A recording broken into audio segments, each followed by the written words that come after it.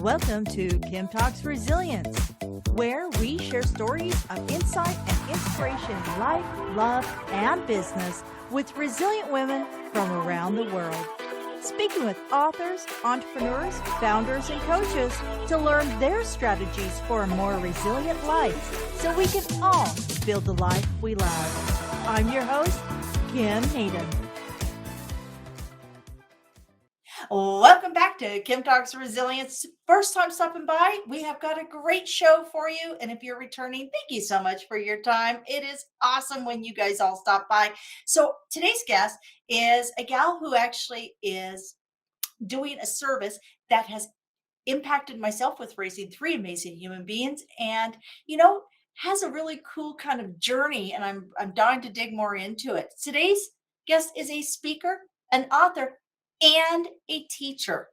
Avigail Gimpel has earned her BA and graduate degree at Touro College and Graduate School for Special Education. Her advanced degrees is in teaching children with dyslexia and ADHD.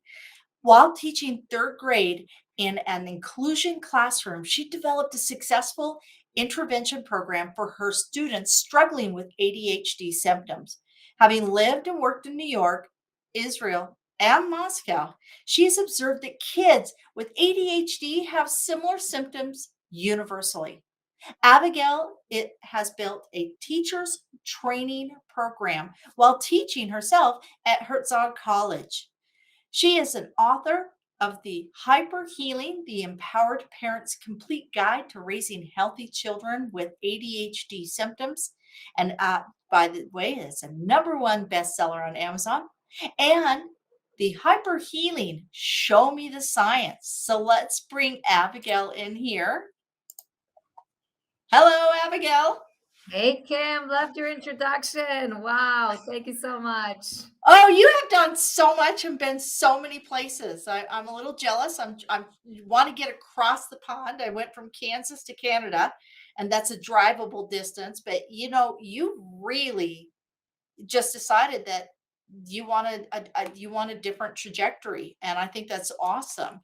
A lot of people get displaced because of world issues due to war or famine or anything along those lines. But you chose to go on a journey to learn. I think that's amazing. Before we dive into what you do, I want to know, who is Abigail? Well, first of all, I am a mom of 6 awesome kids, with most of them having ADHD symptoms. I'm also a special educator. I love being in the classroom. My favorite ages are elementary school. I'm a wife, and I am a really, really hardworking woman because my passion and my goal is to help every child, no matter how much money they have or a lack of money, be able to get the help they need to be understood and to get the program that works best for them to be able to learn to their utmost potential. And this definitely came from a passion from very, very young for me. Because as a little kid in first and second grade, I remember myself being completely spaced out, completely not part of the program. I had loads of friends. I was very social, but when it came to the classroom, I couldn't keep organized. I couldn't keep on task. And I probably would have been diagnosed with ADHD if it were today, when about 50% of every classroom gets diagnosed with ADHD. But luckily for me, I'm already in my 40s, so I missed the wave. And but basically for me, I did not have ADHD. And the proof really is that I just sat down and wrote 2 books and was able to do it without having to have any brain altering medications. And I was able to do that because the reason why there was that challenge in the first and second grade, and probably straight up through elementary school, is because I was emotionally overstressed from home environment issues, and therefore I was not aware and capable of sticking with what was going on in school. And when I look at students, I say every single kid here has a story. Every single kid has a reason why they're not doing well. And my passion and my goal is to ask what's going on for this child, why they're not struggling, why they are struggling, instead of saying, what diagnosis does this child have? And that's the passion that really pushes me forward every single day. There I am. Pop in and out. Been one of those days. One of those days. Um, huge amounts of notes here already. I myself, my mother would tell you that I'm definitely ADHD. When I when I do mind maps, it's like a bowl of spaghetti, and so it takes a lot of work to create that linear and sequential. I've just spent the last 2.5 years working on a SaaS product for podcasters, and that was 60 hours. That's forcing myself to, as soon as I started veering off, bringing it back in, being very hyper conscious, putting all of those maps around me. And I don't think it's something that I could have tackled in my 30s. Um, and my report card, did you ever have a report card that said, Kimberly Joe, Avigail, if you only just applied yourself? Oh my God. Yeah. Every report card. So much potential, all the potential. I hated that. I hated that. So Covered. yeah, I think anybody out there, if you had a report card, if you just applied yourself, if you have a report card like that, I think we're going to start a support group for people over 40 with report card anxiety. I'd like to invite everyone to do a mass report card burning. I'm with you 110%. So let's dive in this and pull this out. So some questions I was writing down is, do we all have some form of ADHD? Is this environmental? Is this a nature versus nurture? Is it something to be, is it an excuse or an explanation of behavior? And can somebody with ADHD get through fairly unscathed in their youth and be able to have a healthy life? So let's go back. I want to go back to the nature versus nurture. All right. Like, Well, and you just asked that question like a person with ADHD, and I'm with you. I remember all of it. All right, here we go. The only thing it most definitely is not is an excuse. So let's throw that one in the garbage. Nature nurture. The issue is that ADHD symptoms, and I'm careful to call it that way because ADHD it's a construct. It's basically a list of symptoms. And that construct can be applied to many different people for different reasons. And the way I see ADHD, and I've been working with ADHD for 25 years now, is that it's a clash between a healthy person and their environment. Now, there are some genetic aspects to it. Let's say, for example, your personality. So, your personality, you have an instant gratification personality. That means you're the person who's living in the here and now, the fun, exciting, interesting, novel. You want that all the time. So, you have a great idea and you're inspired and you get all the people around you to do it with you, and then you peter out because the follow through is torture. So that is a personality type. That's an adaptive, healthy personality. Take that adorable, wonderful personality that every one of my children and my husband have, stick it in a classroom. There's a clash because you need to be able to fight through the little nitty-gritty tedious tasks in order to succeed in school, and it can't all be interesting, and you also have to develop healthy habits to get through. So therefore, that's the clash, and it's a healthy child, and the child's not making it because they're not good at creating habits because they don't like the repetitive behaviors. Waking up in the morning is a nightmare. They're the first ones to wake up in the morning to go to Six Flags. But when it comes to anything else, you have Six Flags in Canada? no, we don't. It's pretty cold Okay. here. I don't know I if I'd want to see listen, a roller I lived coaster. in Moscow, so I know cold.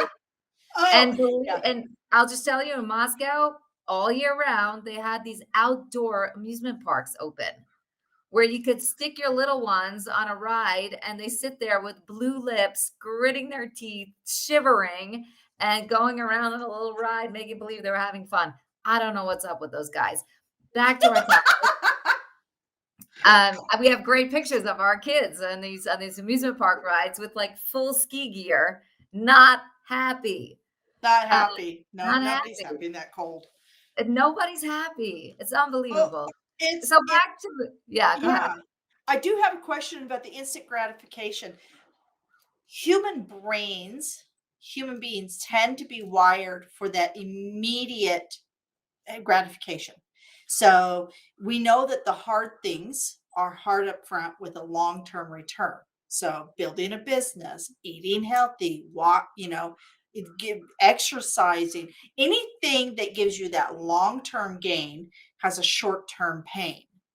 But Sure. the human beings, our brains, aren't they actually wired to want that short-term gain, that short-term return, and we try and push the can down the road for the long-term pain?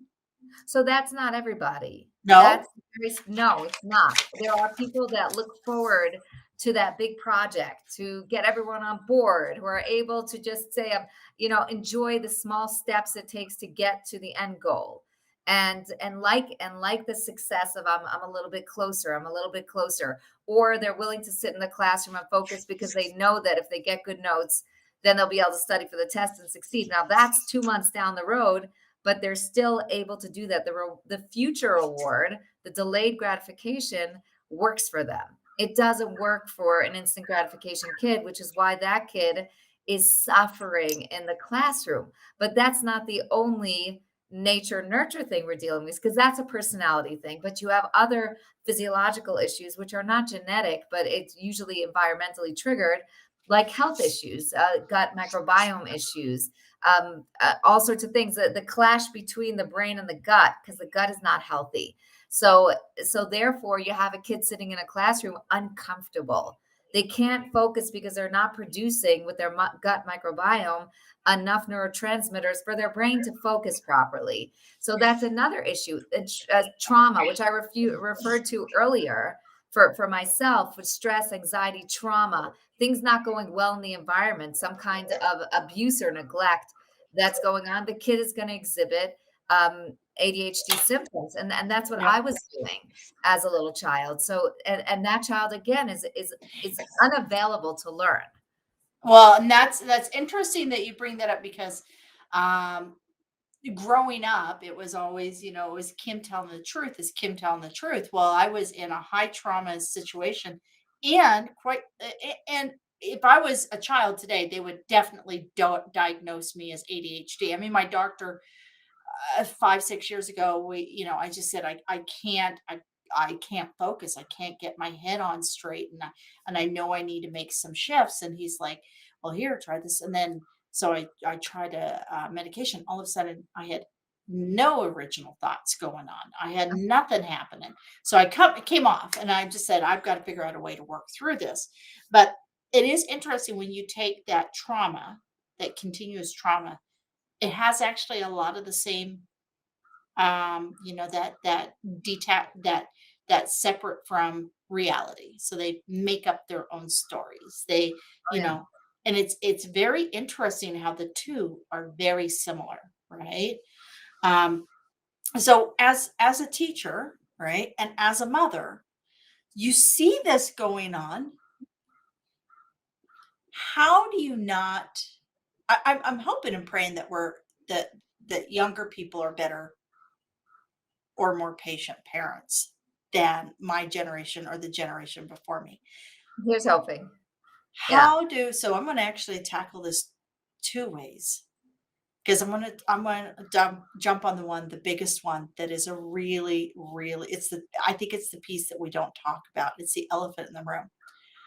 How do parents move past feeling the blame or shame or anger that their child isn't like the one on TV, that their child isn't what the books told them that they would get.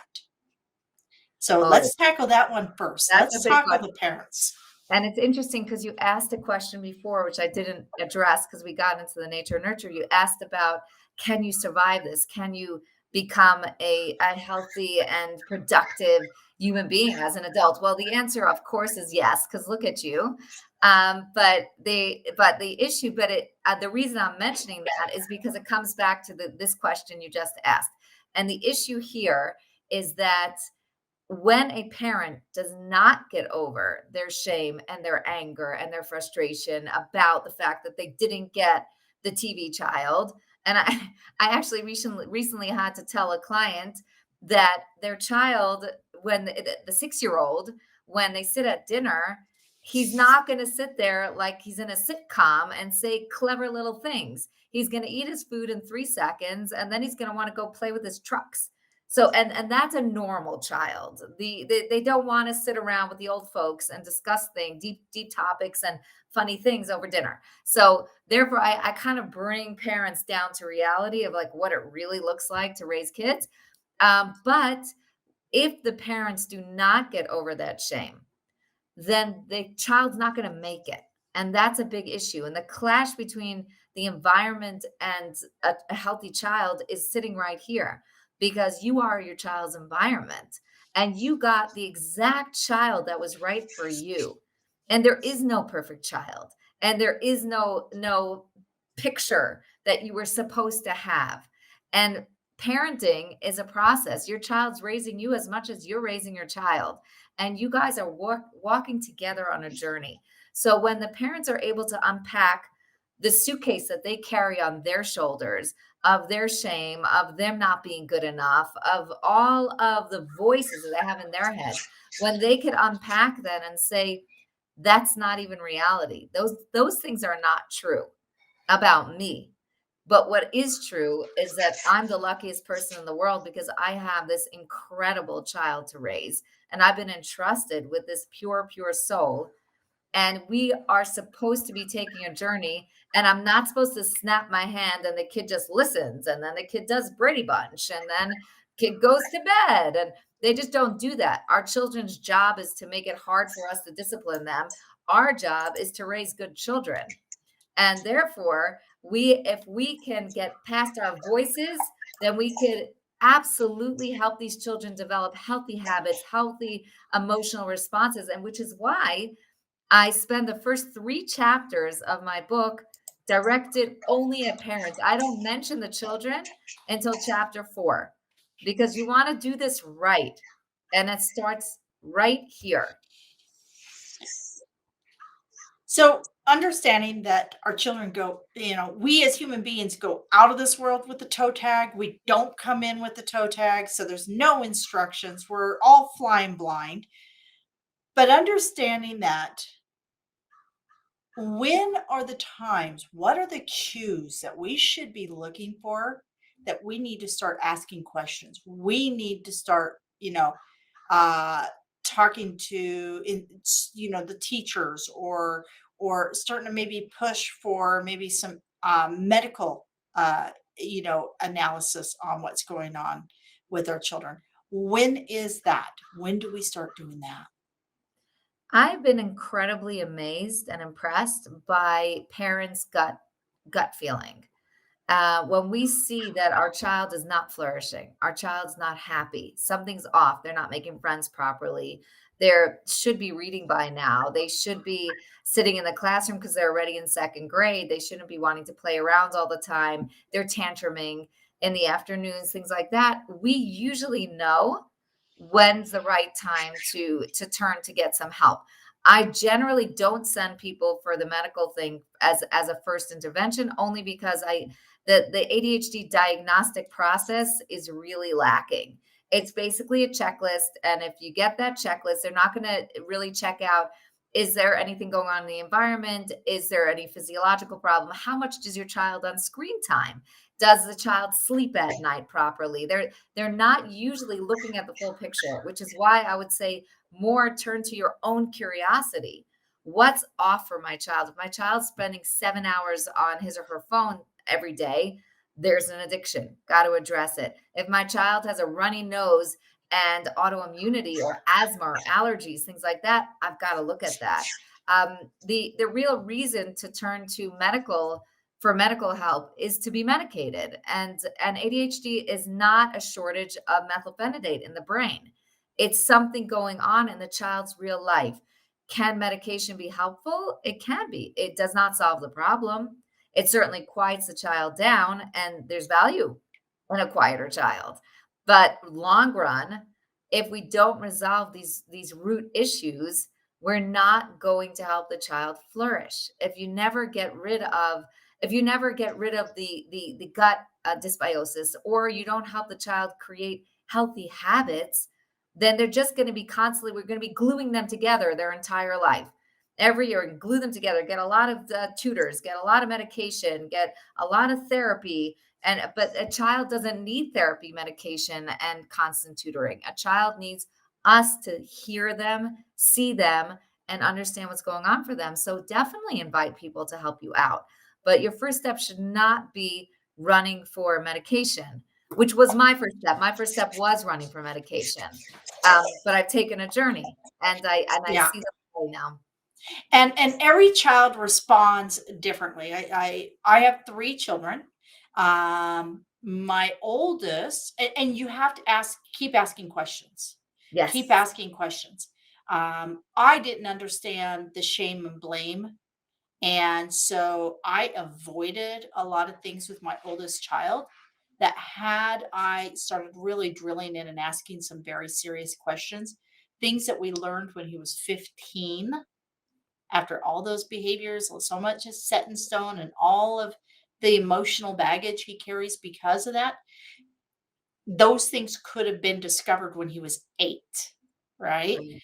Right. And yet I discovered things at the age of 8 with my middle child, that by actively swimming 5 a.m. in the morning, like keeping these kids busy, Yeah. that literally changed the way his brain works and how he engages. So, I want to talk a little bit about language, because language is so incredibly important when we talk to these little human beings that will grow up and run our world. Yes. So, what I'd really like to talk about is, and if you could model for us, if a parent is facing this and they can't put their thumb on it and they're frustrated, but they've got to go and have a conversation with the individual that is exhibiting the behavior, be it a 4-year-old child, a 6-year-old child, 7-year-old child. How should they start that conversation? What are some languages that they should put into that conversation so they can guide it where they can guide it to get the answers they need, but not risk imprinting their beliefs on that child? Does that make sense? Absolutely. You And can you tell that I've walked your walk? yeah, You this is you amazing. We totally are syncing up here. so That's amazing.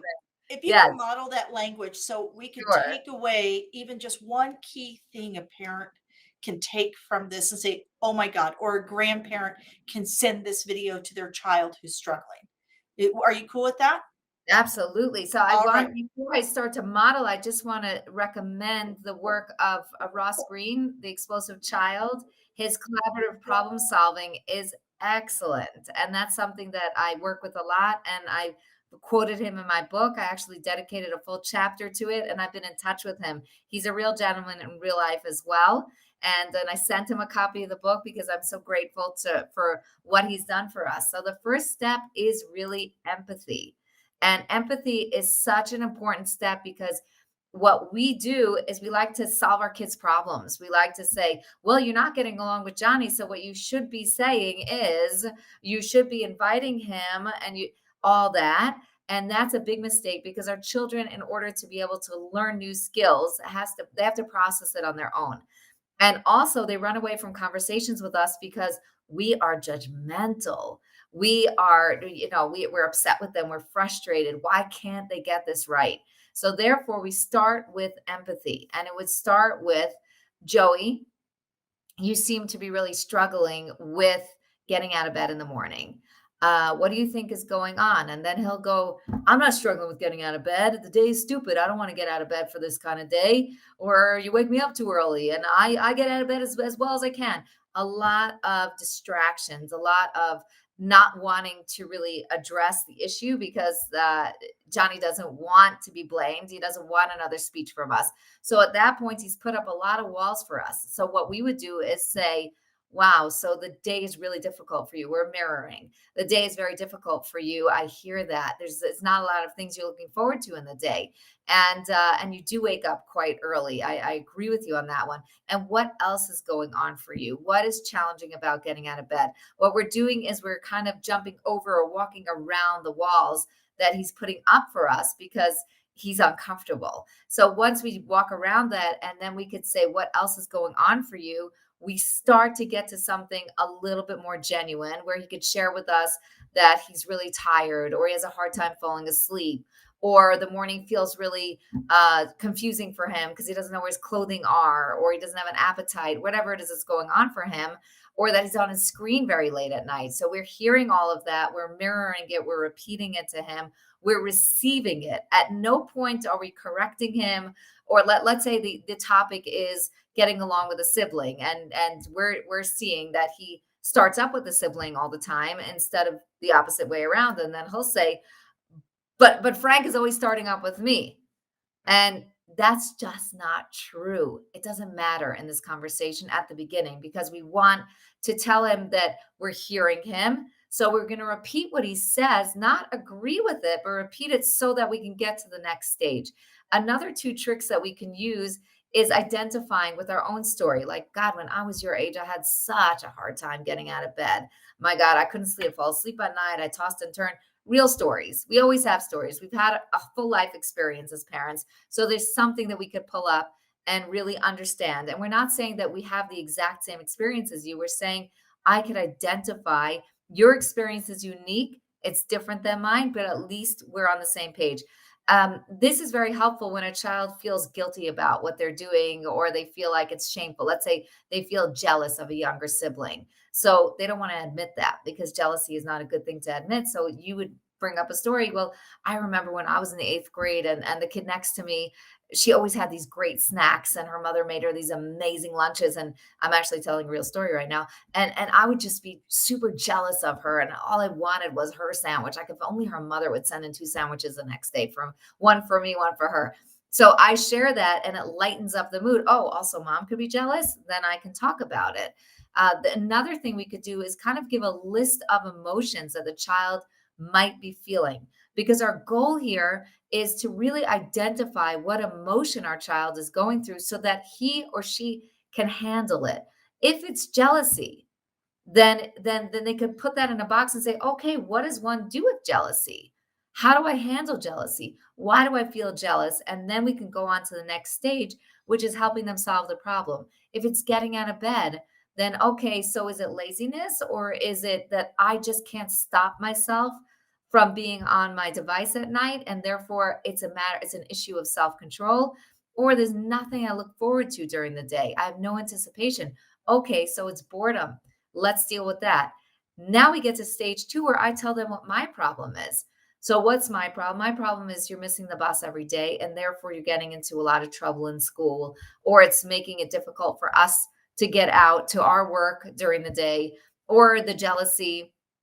The problem is not that you're jealous. That's okay. We're all jealous. It's how you're dealing with it because your brother lands up getting hit or beaten or yelled at. And that part is not okay for us. We can't allow that in our home. So we're hearing our side and we're hearing our child's side. And then finally, we could kind of link arms and come to a solution. What could we do together that helps you get out of bed better? And that helps us so that we have an environment in the morning which is calm, where we're not yelling. And we could create a behavior chart for that. Or we can talk about putting barriers around the screen time and helping the child go to sleep better. Maybe we can talk about being together in the evening and spending more quality time together. But either way, we're addressing both of our needs and we're checking in with each other to make sure that that's happened. If the child's jealous, we can talk about. I actually did this with one of my children, and she was very jealous when I did homework. There's six of them, so she was very jealous when I did homework with a sibling, and she'd come over and start bothering the sibling or tickling me or making noise, whatever it was. She did all sorts of things. She's a powerful kid. And finally, I sat down and talked to her, and I said, "There's something going on." We got to the jealousy part, and then we were able to come up with a plan where she would come over to me and say, "Mom, I really want attention now. And she said it proudly and without being embarrassed. And then I'd look at her and just give her a huge compliment that she was able to be so clear instead of doing something that was harmful to herself and to everyone in her environment. And then I would say, okay, great. Thanks for asking. In 20 minutes, I'll be done here. And then I'll be able to be with you.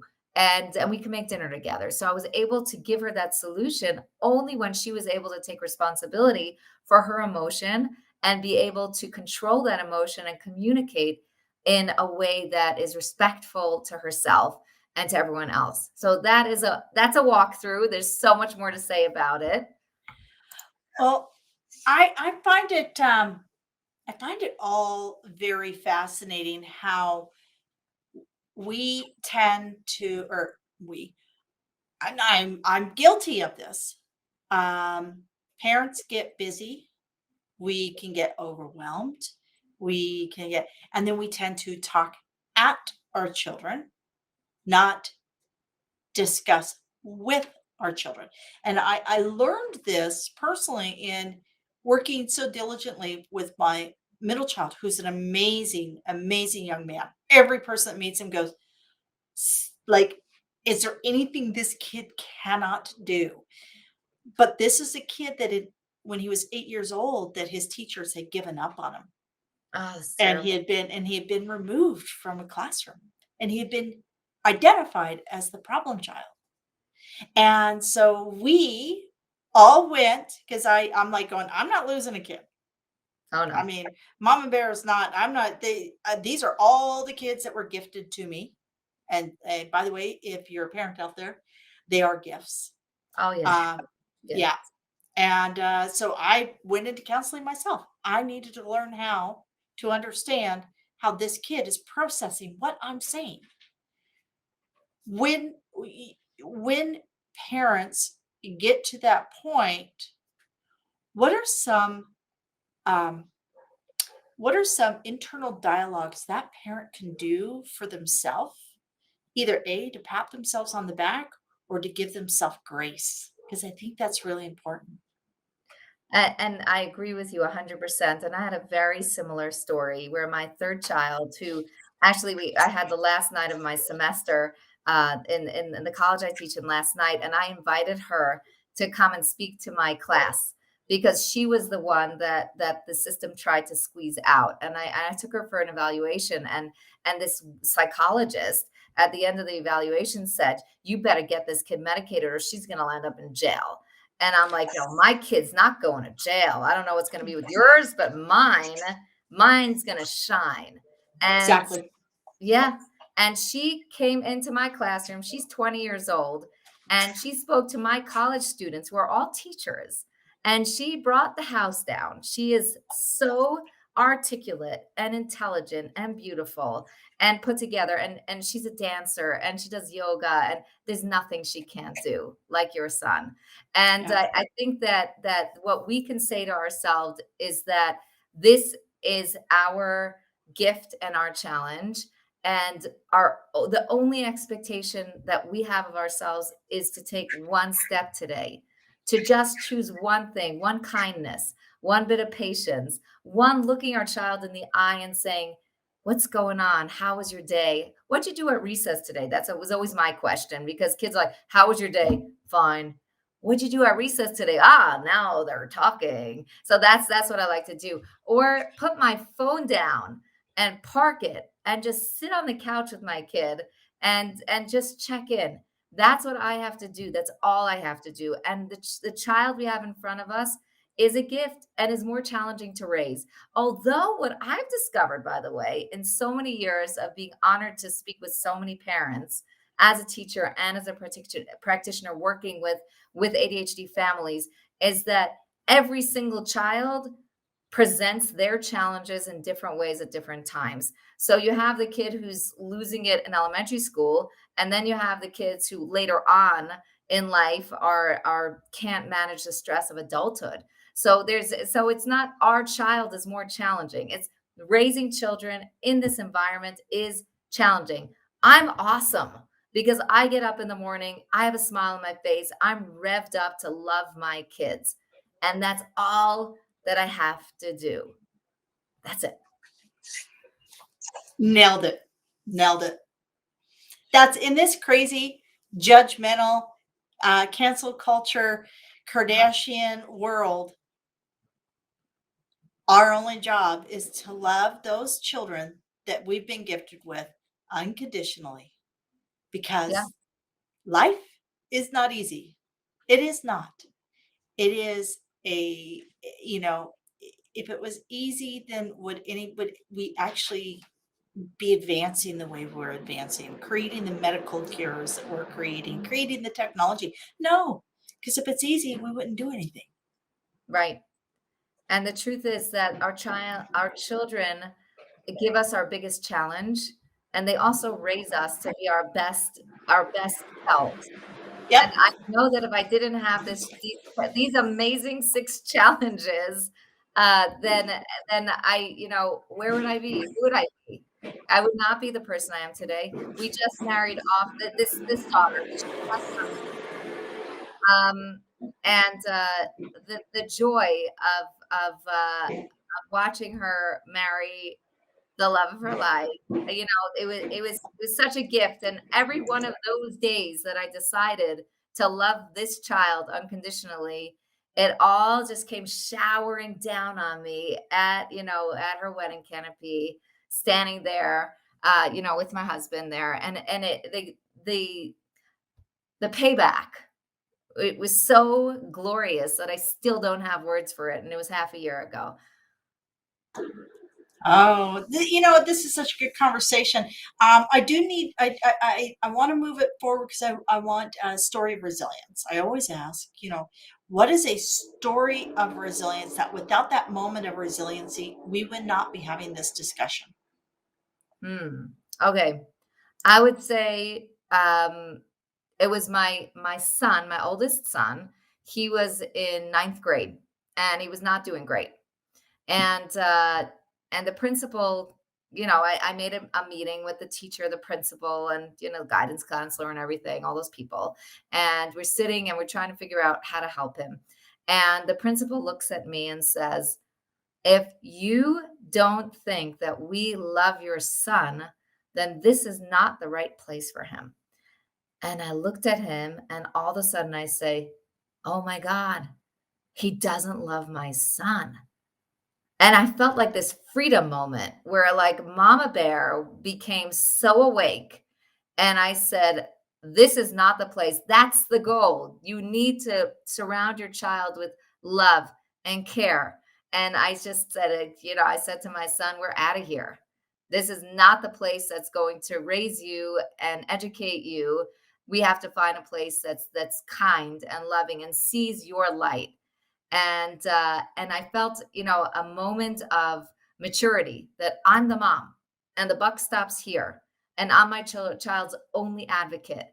And that's really the moment where I went into high gear and said, I've got to do all the research. I have to find out everything that's happening for my children and get the best treatment plans and the best interventions and meet the best people.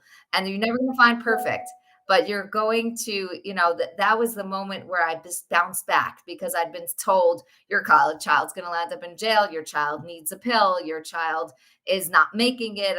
And you know what you do? You shrink and you shrink and you shrink until you have that moment and you say, none of that's true. Those are all curses. And I'm not willing to accept any of those curses anymore, because my kids are amazing. And not only that, I'm amazing and I'm powerful, and I'm going to take care of these kids as God intended me to take care of them. And it set me free. And I've never thanked that principal for it, because he'd probably think it was super weird, but it really was a very, very powerful moment. And from then on in, I went into high gear research mode, which landed us with the 2 books, and really being able to raise my children properly without the curses that were hanging over me of you can't, you won't, they can't. Those were gone at that moment. It is interesting, how those moments, and I do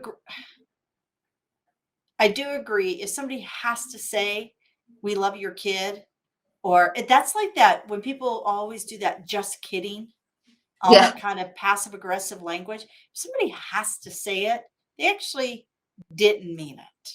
So, exactly. so yeah. So let's talk about your books. Walk us through your books and what can the reader expect from your books. So this is my first book, Hyper Healing, and it's a full intervention program because I've been working with parents for over 15 years and consulting with parents and teaching in college a full program for ADHD in the classroom. And what I was noticing is that parents would reach out to me and I would tell them what I charge for my services, and they were like, "Oh, okay, never mind." So there was an entire part of the population that could not afford to get help for their child. And the only thing that was left for them was medicating. And like I said, I'm not against medicating. And I did medicate a few of my own children for a short period of time, but that's not going to solve the problem. So we have a large group of people that simply either can't access the information because they can't do the research themselves, they don't have the time, or they don't understand the research because it's not their field, or they can't afford it. So I landed up taking my entire program and putting it into book form. It's very easy to follow, and it's a full coaching program. So you open the book, you'll find your kid in there. I promise you, because I get that feedback all the time. How do you know what's going on in my house? I'm like, yeah, I know because it goes on in my house and all. I know what's going on. So you're going to find your child in there. If you don't find your child in there, it's not the book for you, but I promise you, you will. And therefore, once you identify your child, you'll be able to walk through the entire program of all the causes of ADHD symptoms for your healthy child with hands on, easy to follow solutions. And my dream and goal is that parents actually band together, that they use the book and they, as a support, as a textbook for their support group, where they each read a chapter at home. They get together on the weekends. They have a WhatsApp group because I have an action plan at the end of every chapter. So you know exactly what you're supposed to do at the end of the chapter. And I summarize the book in a cheat sheet at the end of every chapter. So even those ADHD moms and dads, because it is genetic, my husband's wildly ADHD. So he definitely passed on those genes to the guys. So you can even follow it if you're not great at focusing for a long time. And parents could really support each other following up with the goals that I set out at the end of each chapter. And full communities could really, for free, get a full intervention program. For the price of a book, could get a full intervention program. So I love that book. And so far, I'm getting wonderful feedback from it. And it's a high quality, and it's not all my ideas. It's a compilation of best practices. Like my kids say, "Oh, we were your guinea pigs." They totally were my guinea pigs, and because of them, I could present to all the parents out there the best practices, the stuff that really works. So that's book number one. And book number two, which is it out or it's coming No, out? no, no, no, it's out. It's It's out. called it's called Hyper Healing, Show Me the Science, and that's the book that is it's my informed consent book. It's a deep dive into the science. What's going on with the diagnosis of ADHD? How did we get to it? So there's some history in there, which I love, and then we get into how did the diagnosis develop over the years, starting with the DSM-3, now we're at the DSM-5. How has it changed? Why has it changed? Are the changes scientific? Then going into all of the different types of medications and discussing all of them because parents are given a prescription and there is a little paper inside the box that nobody reads and so I'm reading it and I'm putting it together for you. So if you do decide to medicate your child, know the facts Yeah. because it's really powerful to be able to ask questions and have information.